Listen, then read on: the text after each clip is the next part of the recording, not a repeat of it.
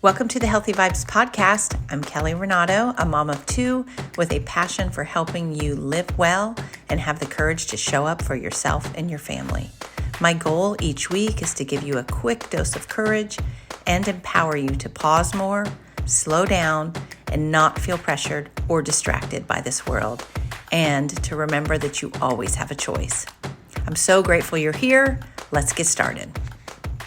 Hey there, welcome to the Healthy Vibes podcast. I'm Kelly Renato, and I thank you so much for joining me today for a quick bit of encouragement, and I just hope it makes you think about your choices this week ahead of you, and I just hope that this conversation challenges you a bit in how you live your life. And I just want to talk about our story. Most importantly, their story, meaning anyone else's story around you, is not your story. And I think it's easy, as we all know, especially in this day and age, to get distracted by other people's choices, other people's lives, what they're doing, where they're going, how they're raising their kids, where they're living, whatever it is. It's easy. It's not always comparing. It's just a little distraction. Like, is it better over there? I don't know. Do they like it? Did I make a good choice? I want you this week to get really, really honest with yourself. What matters to you, who you are, your values. Know your story. Know what matters to you, how you want to walk your walk, how you want to live your life, what's important to your family. Get to know yourself. Are you holding back and not trying things that you're curious about, or not trying things that intrigue you? Explore, go extend yourself out of your bubble, out of your comfort zone. Are you doing that? Or are you a bit distracted by things you want to do, but maybe you're hearing from other people and it makes you think you shouldn't? And I know along my story, I've had many of those moments, and usually I wasn't really in my best place in my mind, my heart, my soul, my health. So I got really distracted by comments people made about my journey, about what, maybe something I was going to try. And luckily, I still tried these things and made my choices, even though I felt like heavy guilt or confusion from other people. And honestly, even just day-to-day simple choices, going to the play date everyone's going to, the night out everyone's going to, the parties everyone's going to, where they're volunteering, where they're hanging out, what park they're going to. All of these things, I think, are important for us to really know what it is we want and not feel pressured, influenced, guilt, or uncertainty of what we want. For example, homeschooling, and I've gone back to that before, was a big one for me. When I didn't even know that was going to be my path, I strongly believe God pushed us there. I never had thought about homeschooling. Even when my son was struggling, I still didn't think about it. And when he mentioned it, and I started talking to people that were doing it, and we decided to try it, my son was second grade, he was young. It was unbelievable how many people close to me didn't just want to talk about it and ask about it. They pretty much told me they didn't agree with me. They said it wasn't normal. They said, it's not a good choice. Your kid needs to be around other kids. And some people weren't sure, but they were open to watching and hearing how it was going to go and what we were going to do. Some people that questioned me came back later and said, listen, I'm really sorry. I can see how it's working for you, which was pretty nice. I feel like that shows, humility and being open to watching something. But I had people close in my life never agree with my journey. And it was really interesting to me because it was my journey. It wasn't theirs. It was our journey, my family's journey. And we decided to try something. And I'm so thankful we did. It was huge. I know it was huge for our family, my family's relationships, my kids, how they developed socially, how they interacted with people.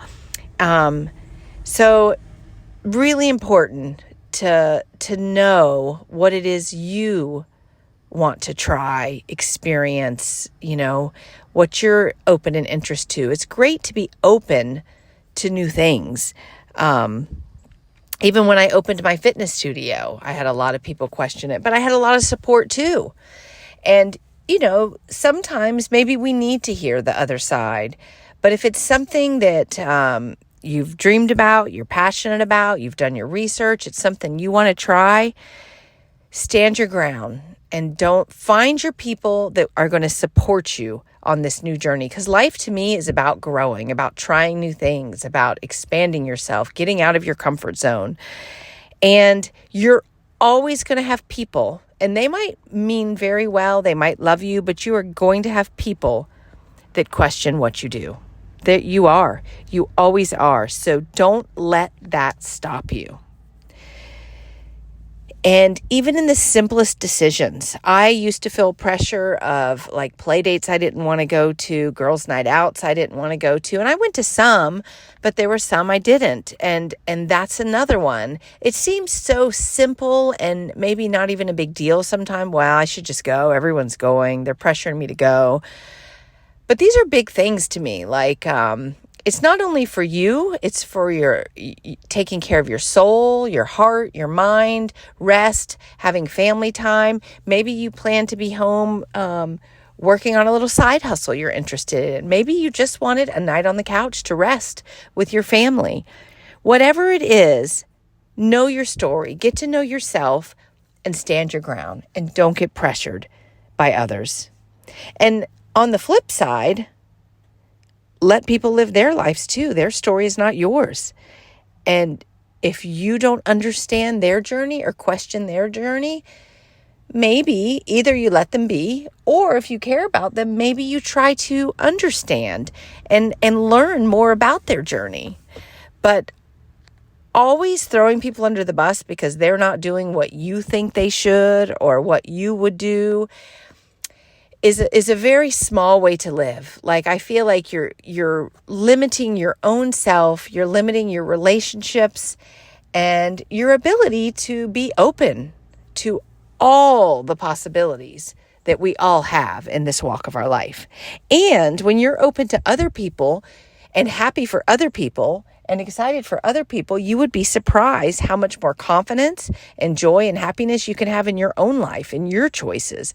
It really does work that way. If you constantly are criticizing and questioning other people, you're going to have an underlying feeling of discontent, and it's stealing your own joy, it's stealing your own happiness, and it's really limiting you the ability to be open to your own path and your own story. So if this feels hard for you, I think it's really normal. And as I say with all of the things I talk about, if it's hard for you, you got to work on that muscle. Like, work on the muscle of being confident walking in your walk, and work on the muscle of being open and happy for other people in their walk. Like, work on it. Truly try to choose what you want and be okay that it's different from what other people want. I do find some of the things that help me with this, first of all, is taking care of myself. If I take care of myself, I'm always stronger. I have more clarity. I'm better in my decisions. I'm better in my walk. I just make better decisions, choices, and feel good about it. Secondly, staying in my own lane, staying focused on my story, on my day, on my life, on my walk, on my next choice, and being happy for others on theirs. Like, truly, truly choosing to be happy for them with whatever they're doing, because there's enough for everyone. Journaling and my morning routine help me with this because it gives me time to brainstorm and dream. It gives me time to think through things that maybe I want to try or do. It helps me unload thoughts that I have. Just get them out on paper. Just get out things I'm thinking about, things I want to explore, action steps on something that I want to walk in, but I'm not sure how to get there. And that time just in general brings me more clarity, more understanding, and more confidence in my choices. And it gets me excited because I get time to actually think about them.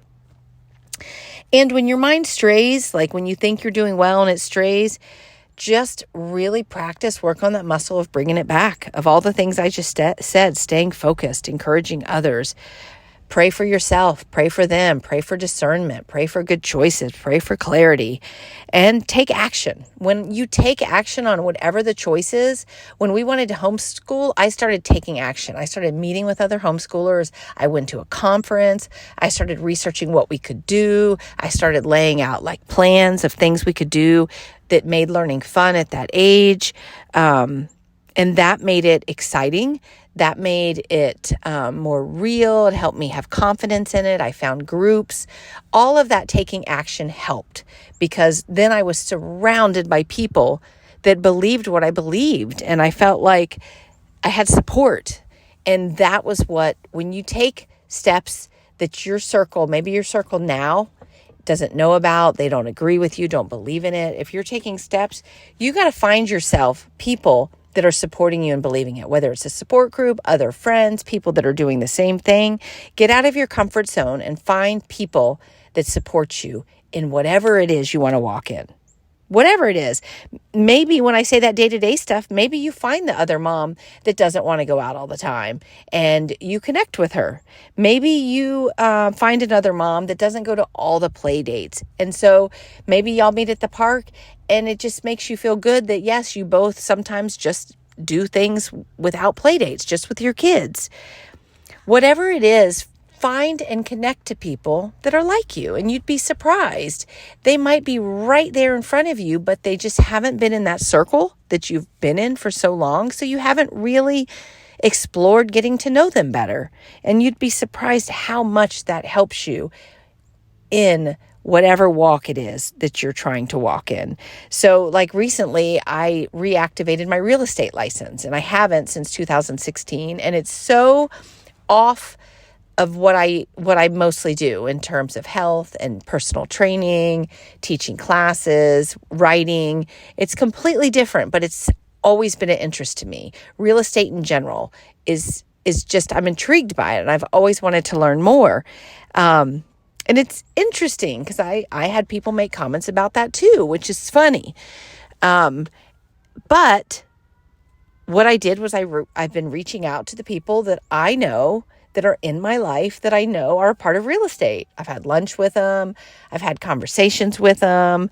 I've taken some classes. I've taken action. I've been able to get a listing. I've done open houses to help other people. When you take action, then there's more confidence in whatever it is you're stepping out into. So don't just not step out into it. Do these steps. And lastly, besides what to revisit it, taking care of yourself, staying focused on your path, being happy for others, taking time for journaling, brain dumping, brainstorming, dreaming, just when you feel your mind stray, bring it back. And lastly, eliminating the distractions, like knowing who your people are. Like I have people in my life that I don't really talk about certain things with because they were the people that would shoot down my homeschooling, when I started writing, whatever it was. And I talk to the people that I know are encouraging, and little by little I found them. People that I know that I'm around that are always, that like to criticize other people that are stepping out of their comfort zone or trying something, I eliminate my time with them because that doesn't make me feel good. Because I think it's cool that people step out and try different things. I think it's amazing, whatever it is. And knowing that these are distractions, social media would be another one. Knowing that these are distractions to whatever it is you're trying to do. It might just be time suck. If you have a friend that likes to suck your time and she's not encouraging you on your dreams, you probably should figure a boundary for that. If social media, you get on there and 2 hours later, you're like, didn't accomplish what you wanted, maybe you need a boundary for that. So figure out what your distractions are and then get back on the path of whatever your story is that you're trying to create. So your takeaway is to get honest with yourself this week of what matters to you. And your challenge is to think about what part of your story you're questioning because of some distraction in your life or someone else's story. And build your confidence in your story, taking action, surrounding yourself with people that you know will encourage you, being happy for others, finding that time to journal, time for yourself so that you can brainstorm, dream, unload your thoughts, figure out your next action steps, and then eliminate those distractions that you know are getting in your way. So I hope you got some encouragement from this. I hope it makes you think, and I hope you have the best week ever. Thank you for being here. Take care.